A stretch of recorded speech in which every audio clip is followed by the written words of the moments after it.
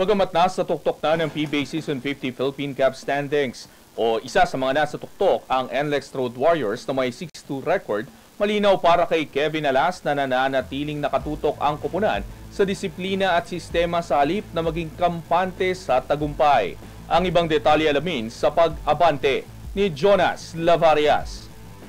Sports Now! Sports Now! Exclusive!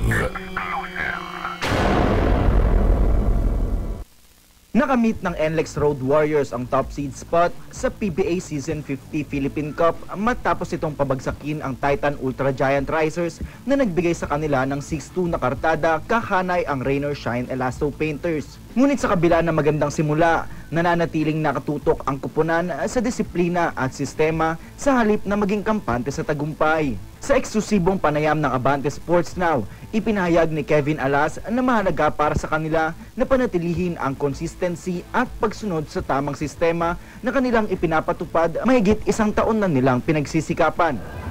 First of all, by God's grace, and also yung system namin, we've been running it for more than a year. So we just have to be consistent and disciplined. So I think that's it. Pinayuhan din sila ni Coach Jong Uwichiko na hindi magiging madali ang mga laro, kaya't kinakailangan ang mahigpit na disiplina at tiwala sa sistema.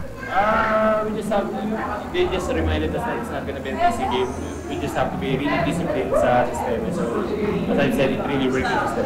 Kahit na nakamit na nila ang dalawang sunod na panalo at nakasabay sa top ng standings. You can't look at that as, well, we just can't be complacent because sabi ng coaches na one win can bring us to the top, one loss can bring us down. So we just have to take focus one game at a time. Dagdag pa niya, may pagkakataon ding makarecover ang ilan sa kanilang injured players sa mahabang pagitan bago ang kanilang susunod na laro kontra Magnolia Chicken Templados Hotshot sa December 7 at magagamit ito upang ma-fine-tune ang kanilang sistema. Siguro may mga injured kami with it gives us time makarecover para sa at the same time to fine-tune yung sistema.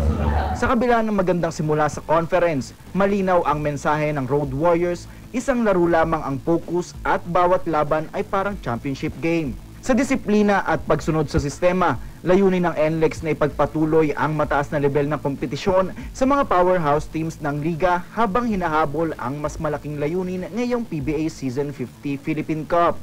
Ako, si Jonas Lavarias, Abante Sports, Now na!